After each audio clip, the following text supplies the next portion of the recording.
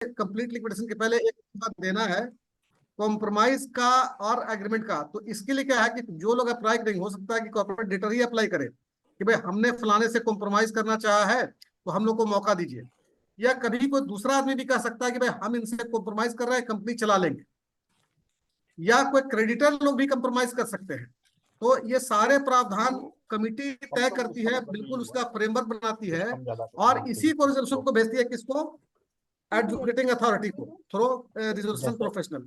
अब कमेटी बोलता है कि आपको हम 3 महीने का टाइम दिया कि आप कॉम्प्रोमाइज एंड सेटलमेंट कर लीजिए, नहीं तो फिर लिक्विडेशन का प्रोसेस उस वक्त उसको इन एबियंस रख दिया जाता है। इसलिए आपने पढ़ा होगा कि लिक्विडेटर को इसका भी पैसा मिलता है, जो कॉम्प्रोमाइज सेटलमेंट का टाइम का पैसा भी लिक्विडेटर करता ही है।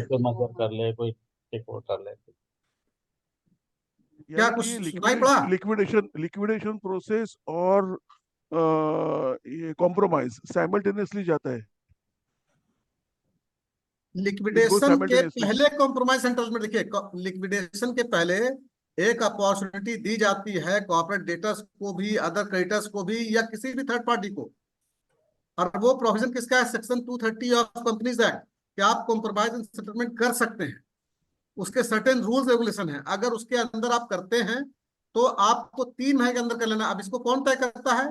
ये भी कमिटी ऑफ क्रेडिटर्स ही तय करती है उस वक्त, क्योंकि उसी के पास इसका भी एप्लीकेशन आता है। अब इसके बाद तो कोई रहेगा नहीं। मेरा सवाल अलग है। मेरा सवाल ऐसा है कि ये समझो लिक्विडेशन प्रोसेस चालू है, और ये प्रोसेस चालू है और इन बिटवीन कोई प्रपोजल आया कॉम्प्रोमाइज का, तो क्या करेंगे? वो कौन से लिक्विडेशन प्रोसेस स्टॉप करेंगे? आप नहीं, इसमें क्या हुआ देखिए, लिक्विडेशन के पीरियड का ही ये स्टेज है, लेकिन लिक्विडेशन के पीरियड का अनाउंस जब हो गया, इस बीच में अगर कोई एप्लीकेशन पहले से आया हुआ है और उसको एडजुकेटिंग अथॉरिटी ने मौका देना चाहा, प्रोविजन है लॉ का, ओके, तो लिक्विडेशन ऑर्डर के वो क्या करेगा? 3 महीना के लिए इन एबियंस, 3 महीना के लिए इन एबियंस, सुन लीजिए मेरी बात, सुन लीजिए पूरी। 3 महीना के लिए इन एबियंस में डाल देगा, लिक्विडेटर को उसका पैसा मिलेगा। 3 महीना जो कॉम्प्रोमाइज सेटलमेंट में जो भी टाइम खर्चा होगा, उसके लिए प्रोविजन क्या है कि लिक्विडेटर को उसका भी फीस मिलेगा। तो ये प्रावधान आईबीसी का है भाई, इसमें ये आईबीसी का प्रावधान। मैं आपकी बात पूरी समझता हूँ, I fully agree with you. मेरा सवाल अलग है। मेरा सवाल है कि ये जो कॉम्प्रोमाइज जो है 230 का, जो भी कुछ भी है, वो कॉम्प्रोमाइज अरेंजमेंट वो कौन से स्टेज में आपको इन्वोक करना है, अगर करना है तो? ये मेरा सवाल है। Prior to liquidation, passing of order, और before passing of order of liquidation, ये मेरा सवाल है।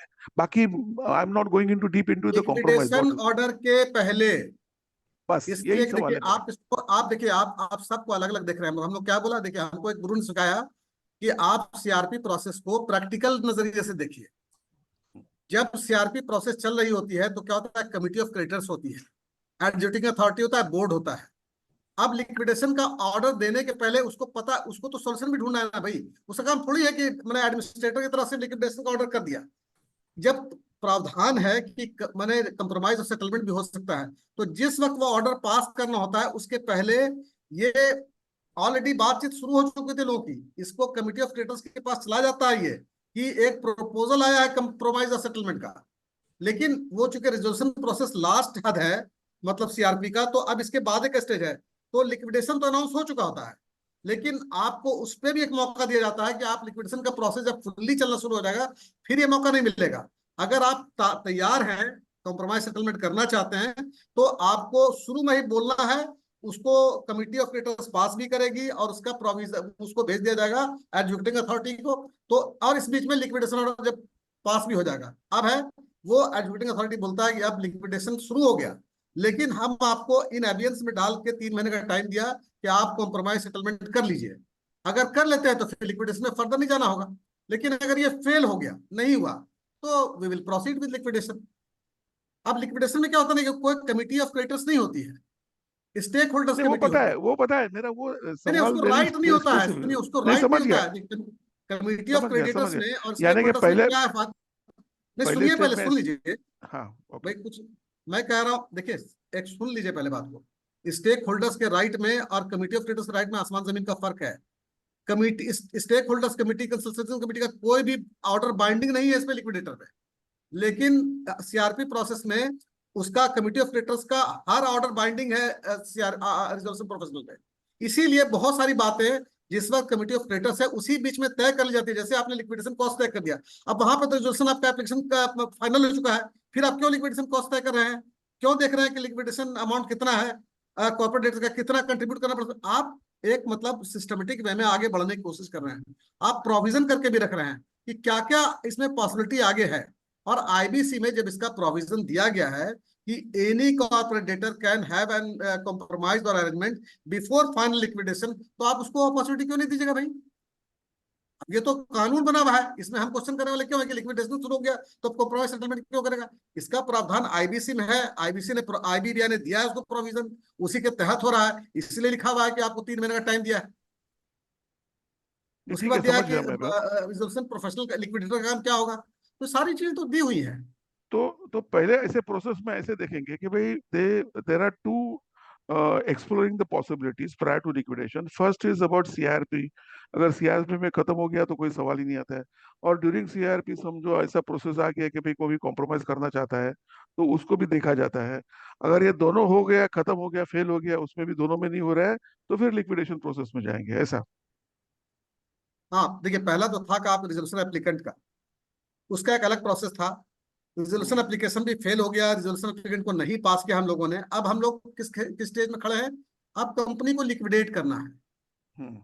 अब कमिटी के सामने दो सवाल है कि क्या हम फॉरेन लिक्विडेशन प्रोसेस शुरू कर दें कि एक और विंडो हम लोग ओपन रखें कि शायद कोई ये कर ले, जवाब है मेरा। कोई ये सेटलमेंट कर सवाल का ले। मेरा जवाब ये, हाँ हाँ, ये सवाल का ये जवाब है। ये पॉसिबिलिटी को एक्सप्लोर करने के लिए ये कंपनी एक्ट में रूल बना हुआ है 230 का।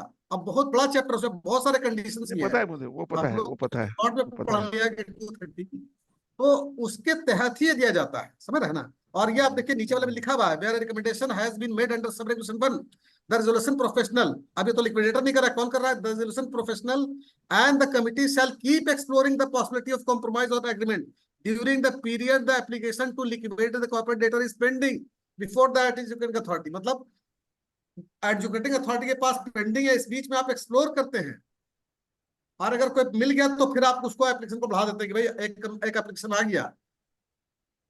तब आप बात शुरू होती है कि 3 महीने के अंदर आपको कर लेना है, यही इसमें है बस। चलिए, is it clear now? I think और ये 30 डेज चालू होने से, 30 डेज कॉम्प्रोमाइज चालू होने से, 30 डेज कंप्लीशन पीरियड।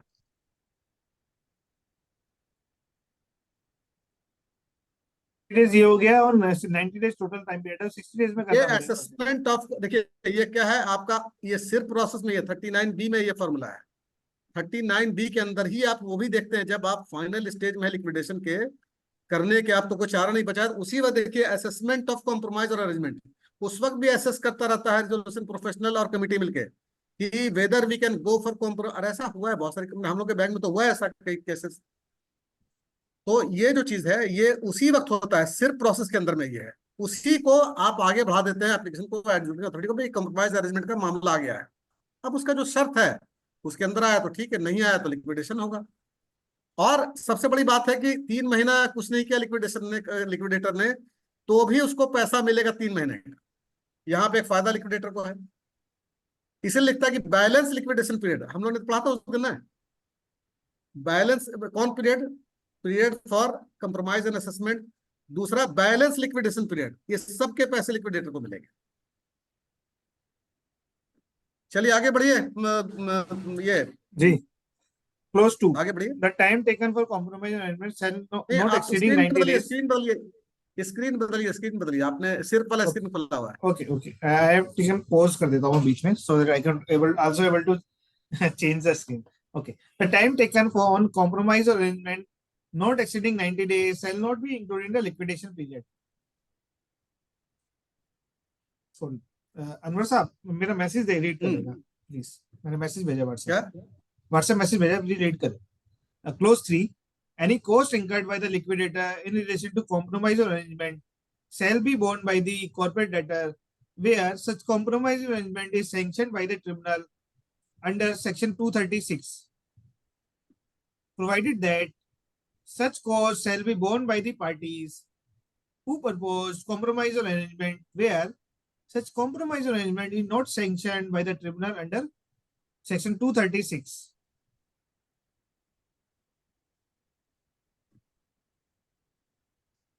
ये किसी को पॉइंट रेस करना है, इसमें डिस्कस करना है, क्लोज 3 और close 2? Anyone? Go ahead. Go ahead. Okay, chapter 2, appointment and remuneration of the liquidator. नहीं, इसको आपने देखा 3 नंबर में क्या बोल रहा है वो? जी प्लीज 3 नंबर में क्या बोला?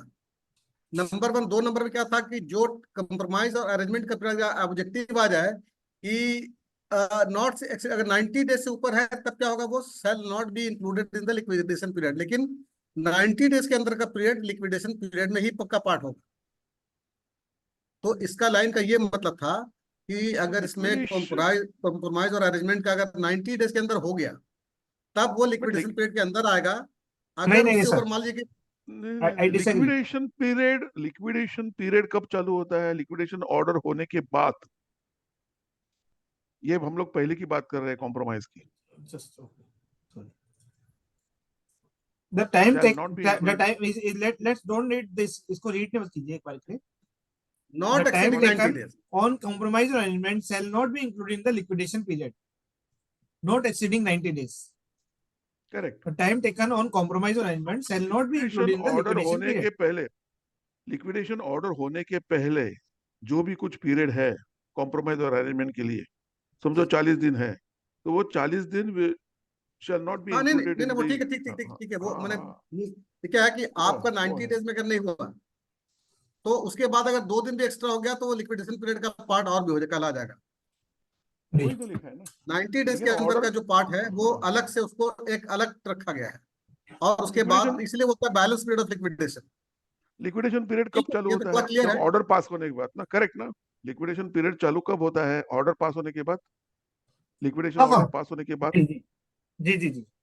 और विद इन 30 डेज में एक्सप्लोर करना है। लिक्विडेशन ऑर्डर होने के विद इन 30 डेज में आपको एक्सप्लोर भी करना है।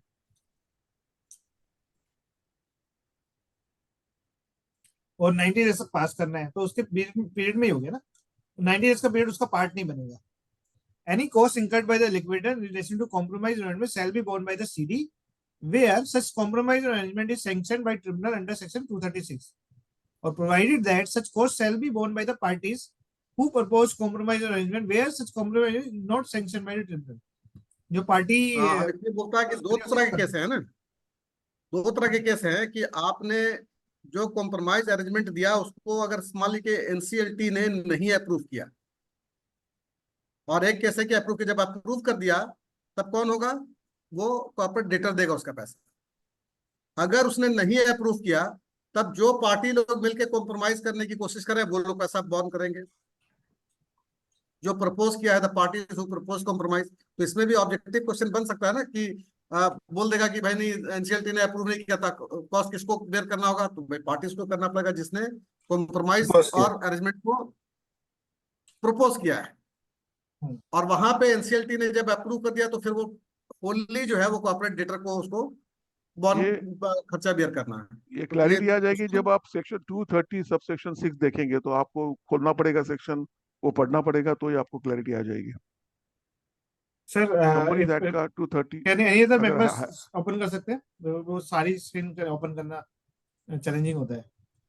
Any other member can open this? I have allowed multiple sharing. क्योंकि जब तक वो सेक्शन नहीं देखते, पढ़ते नहीं, तब पढ़िए यहाँ से पढ़िए आप appointment and remuneration of liquidator. Okay, chapter 2, appointment and remuneration of liquidator. Regulation 3. Eligibility for appointment. क्या? Sorry, 236 का कुछ नहीं। कोई और मेंबर ओपन कर सकता है? कोई और मेंबर ओपन कर सकता है 236? और shall I open it? Arrangement क्या चीज? सेक्शन 236। मैं 1 मिनट कोशिश कर रहा हूँ, 1 मिनट रुक जाओ, मैं कोशिश कर रहा हूँ। देखिए सेक्शन 230 को ओपन करने से कोई फायदा नहीं है आपको। उसमें क्या लिखा है? 230 से क्वेश्चन नहीं आ रहा है। सेक्शन 230 सिर्फ कॉम्प्रोमाइज एंड सेटलमेंट पे है, वो कंपनीज एक्ट का पार्ट है। उसमें सिंपल सा प्रोविजन इसने यहाँ पे आईबीसी में करके रखा है कि compromise and settlement as per वो। अब कोई बात नहीं, एक बार रीड कर देते हैं। वो बहुत लंबा चैप्टर है सेक्शन 230, हम लोगों ने पहले पढ़ा था। आप खोल के सबसेक्शन देखिए, 6 एक मैं तो उस जमाने में देखा था, पैराग्राफ है। बहुत लंबा चैप्टर था वो, मैं उस वक्त भी नहीं पढ़ा उसको। कोई बात तो नहीं मैंने सर, एक चैप्टर बार बड़ा है। Don't worry, take time. खोलिए खोलिए खोलिए, आप सेक्शन 230 खोलिए। जी, I am opening it, I am मैं कह ट्राइंग रहा टू हूँ कि जिस चीज का हमारे लिए इंपॉर्टेंस बहुत ज्यादा इस वक्त नहीं है, उसका पूरा प्रावधान बहुत लंबा चौड़ा है। खोलिए, आप देखिए, नहीं, अगर कोई बात नहीं सेक्शन सर, थोड़ा बहुत रीड करने की कोशिश करते हैं। नहीं, उसको खाली हाँ, खोलिए सबसेक्शन खोलिए। 6 ही, 236 ये सबसेक्शन रहा, 6 subsection 6 230 where compromise arrangement is proposed. अब क्लोज स्क्रीन 6 पे लाइए, स्क्रीन पे नहीं आया, स्क्रीन पे नहीं आया। अब आगे, हाँ, अब आया। where a compromise or arrangement is proposed.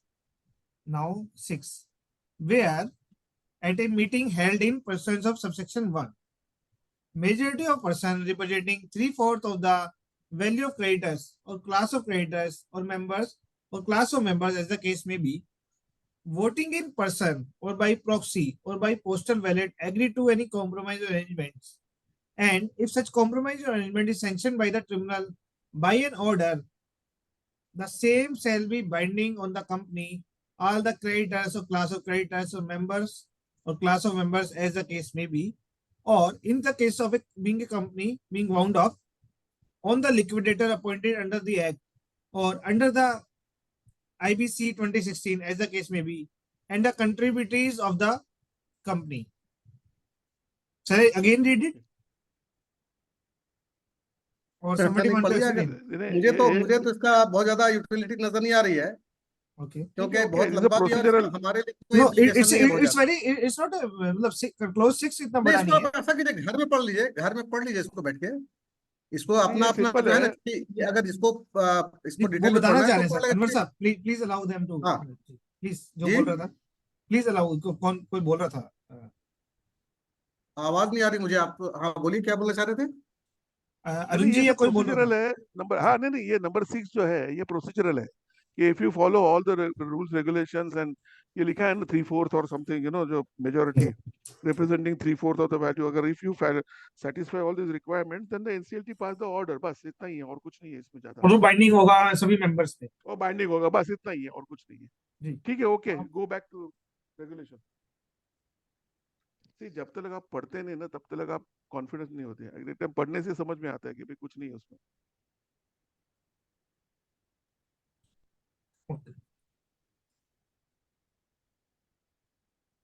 Chapter 2, appointment and remuneration of liquidator. Regulation 3, eligibility for appointment as liquidator. Clause 1, an insolvency professional shall be eligible to be appointed as liquidator if he and every partner or director of the IP entity of which he is a partner or director is independent of the CD. Explanation: a person shall be considered independent of the CD if he, clause A, is eligible to be appointed as independent director on the board of the corporate debtor under section 149 of the Companies Act 2013, where the CD is a company. B, is not a related party of the CD. C, has been an employee or proprietor or a partner of a firm of auditors or secretarial auditors or cost auditors of the CD, or of a legal or consulting firm that has or had any transaction with corporate debtor contributing 10% or more of the gross turnover of such firm in the last 3 financial year. यहाँ पे मेरा question है कि CIRP में कितना था period, percentage कितनी थी? सीआरपी में 5% 5%, 5% था। 5% है। पहले वहां पर भी 10 था, बट वो चेंज होके 5 हुआ है. सो पहले 10 ही था वहां पर भी, अब चेंज होके 5 हो गया था. So this is how you can remember it. अच्छा देखिए, इसमें दो चीज याद रखने का यहाँ पे है। जी. उन्हें 10% ऑफ वॉट, वो बोलता है कि ग्रॉस टर्नओवर, उसका ग्रॉस टर्नओवर का जो फर्म का जो ग्रॉस टर्नओवर है, उसमें इसका कंट्रीब्यूशन 10% से ज्यादा का नहीं होना चाहिए। ट्रांजैक्शन मतलब का, ना प्रॉफिट की बात नहीं कर रहा है, किसी और चीज की ट्रांजैक्शन बात विद नहीं कर रहा है। कॉर्पोरेट डेटर, ट्रांजैक्शन हाँ, with corporate debtor amounting to 5% or more, transaction for the last 3 years, यानी उनका एंगेजमेंट जो रहता है ना उनके साथ, एनी 3 साल के ट्रांजेक्शन, और एक्सरसाइज, वो भी any transaction, any any transaction, transaction, any engagement हो या ट्रांजेक्शन. और अच्छा, लोन इसका का इसका सेटअप हो। मतलब इसका नहीं, अगर इसका क्वेश्चन मान लीजिए फिगर में आ जाए तो कैसे हम लोग देंगे? कंट्रीब्यूटिंग हम वही समझना, मैंने हम लोग को समझना है कि 10% ऑफ द मोर, मतलब कि अगर उस कंपनी का टर्नओवर जो है मान लीजिए कि 50 करोड़ से है, तो 10 हो गया कितना, 5 करोड़, उसमें 5 करोड़ से नीचे रहेगा टर्नओवर में इसका हिस्सा, मतलब इसको फीस के तौर पर 5 करोड़ से ज्यादा नहीं मिला, या इससे लेन देन जो भी रहा हो, लेन देन कंट्रीब्यूटिंग 10% और more of the gross turnover, उस टर्नओवर में इसका हिस्सा 10% से ज्यादा नहीं होना चाहिए।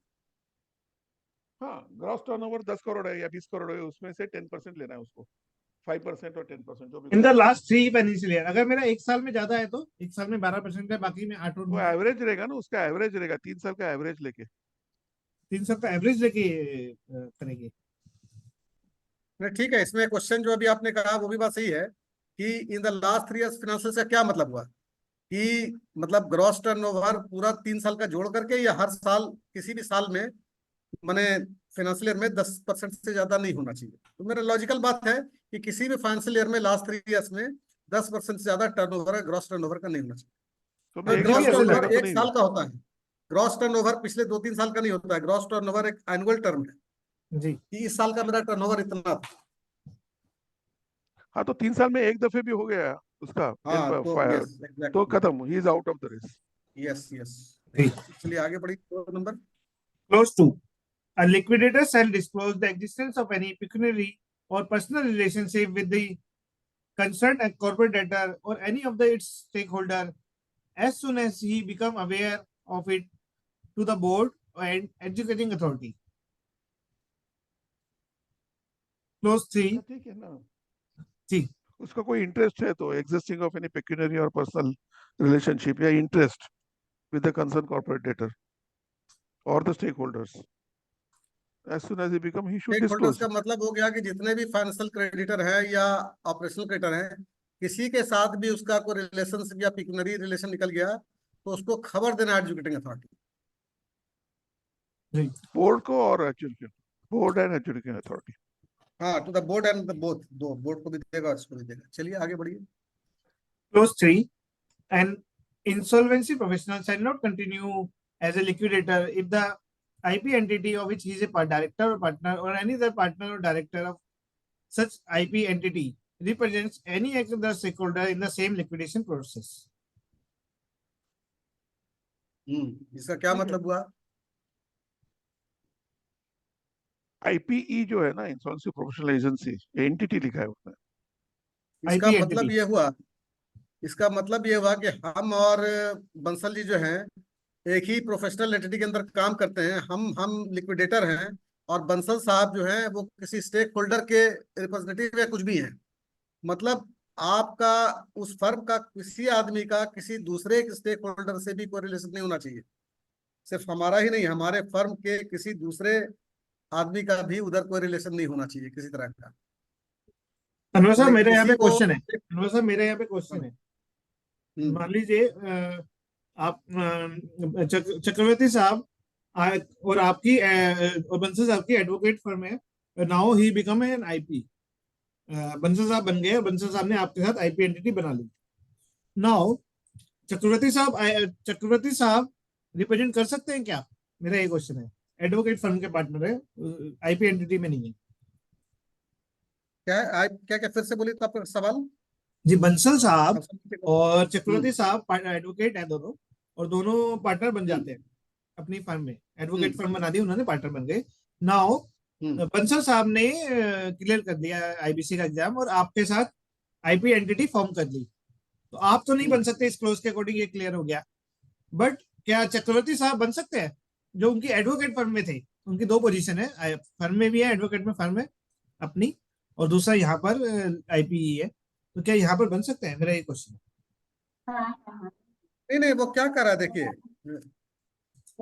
ये with in this same liquidation process में, माने ये दूसरे जगह नहीं बोल सकता है। ये सिर्फ बोल रहा है क्या, इस लिक्विडेशन प्रोसेस में जितने भी स्टेक होल्डर हैं, मान लीजिए 5 स्टेक होल्डर हैं, हम और बंसल साहब दोनों एक ही फर्म में काम करते हैं जी। तो हम बंसल साहब किसी स्टेक होल्डर को अगर रिप्रेजेंट कर रहे हैं तो, और मैं तो लिक्विडेटर हूं, तो फिर ये नहीं चलेगा।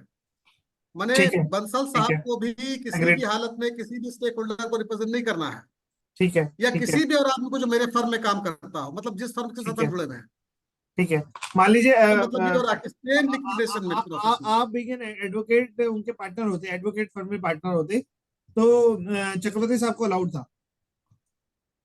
देखिए अगर अगर हम दोनों पार्टनर अलग हैं हाँ। और हम लोग एक प्रोफेशनल एंटिटी के अंदर में काम नहीं कर रहे तब तो कोई दिक्कत नहीं। क्या बोलता है, आपका प्रोफेशनल एंटिटी के अंदर में अगर दो आदमी काम कर रहे हैं, उसका डायरेक्टर या पार्टनर है, वो किसी स्टेक होल्डर को रिप्रेजेंट कर रहा है आप ही के लिक्विडेशन प्रोसेस में, जैसे किसी बैंक को रिप्रेजेंट कर रहा हो, उसका ऑथराइज रिप्रेजेंटेटिव हो, और हम यहाँ लिक्विडेटर हैं, तो ये नहीं चलेगा। This is not acceptable. Yuvraj sir, Yuvraj sir, जी sir, Yuvraj sir, I will clear it. जी Sir, चक्रवर्ती साहब, you see the website. You see the website of AAA Insolvency Professionals. हाँ जी, Father बहुत son बढ़िया, is a बहुत नाम है उनका। IP and advocates है. बाकी जी। लोग नॉन IP ऑडिटर्स है, सर्वेयर्स है, वैल्यूअर्स है, सब लोग है. आप उसका प्रोफाइल देखे आइए, क्वेश्चन का डाउट क्लियर हो जाएगा. अच्छा अच्छा, ठीक है चक्रवर्ती साहब, ठीक है चक्रवर्ती साहब, कल डिस्कस करते हैं अगर टाइम मिलेगा। ओके. देखिए इस लैंग्वेज को एक बार फिर अनवर से साहब, पढ़िए। अनवर साहब, आई एम सॉरी, हाँ। I am interrupting you. वो आप मीटिंग का, नेक्स्ट मीटिंग का लिंक अनवर साहब भेजेंगे। अनवर साहब, मैंने मैसेज रीड कर लिया आपने? अनवर साहब, क्या उन्हें की बात पता नहीं, हाँ फिर से बोली तो क्या बोल रहे मैंने थे? व्हाट्सएप मैसेज भेजा था आपको कि मीटिंग का लिंक भेजना अच्छा please. WhatsApp message, sorry sorry, sir वो इम्पोर्टेंट था, अदरवाइज 2 मिनट्स इज रिमेनिंग ना, तो अगर आपने मिस कर दिया तो एवरीबॉडी विल से। ओके, ठीक है सर चक्रवर्ती साहब, हमने डिस्कस करेंगे ये। नेक्स्ट मीटिंग का लिंक अनवर साहब भेजेंगे। रेगुलेशन 4 लिक्विडेटर फी क्लोज 1। नहीं देखिए वो पॉइंट बड़ा क्लियर था। देखिए सुनिए एक मिनट, उसको आइए, उसको जो स्टेक होल्डर वाला जो है ना, देखिए उसको ठीक से पढ़िए। क्या होता है कि हम लोग कभी क्या बोल रहा है, देखिए 3 नंबर में, an insolvency professional shall not continue as a liquidator, मतलब वो कंटिन्यू नहीं करेगा लिक्विडेटर। तो कब नहीं करेगा?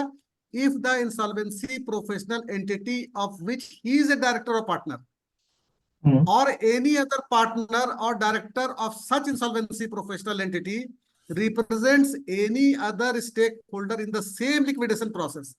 ये किसी दूसरे की बात नहीं कर रहा। हम अगर सेम लिक्विडेशन प्रोसेस में मैं हूं और मैं लिक्विडेटर हूं और बंसल साहब मेरे पार्टनर है मेरी कंपनी में या मेरे कंपनी के मेंबर हैं, तो इस सेम लिक्विडेशन प्रोसेस में किसी दूसरे स्टेक होल्डर को अगर वो रिप्रेजेंट जिस दिन करना शुरू किए कि हमारा लिक्विडेटर के तौर पर हमारा खत्म, ठीक है सर, मैंने वही इसका क्वेश्चन मतलब पूछा ये कि अगर आपके, लेकिन पर्सनल लेवल पे हो सकते हैं, किसी और फर्म में हो सकते हैं,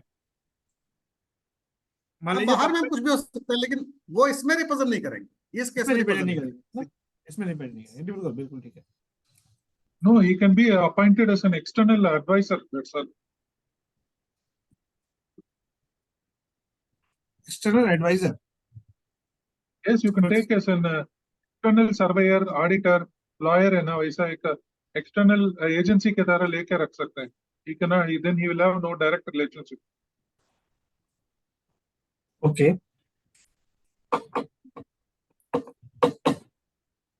Liquidator has got power to appoint a valuer, auditor, lawyer, or take the help of local administration now. You have already read there now. So like that, he can take that person's help. We should, but हर किसी के अपने link होते हैं ना। जैसे मेरे आप लोगों से अभी लिंक बन गए, तो मैं कोशिश करूंगा ना कि मैं अपने कंट्रोल में उन लोगों को लाऊं जो जिनके मेरे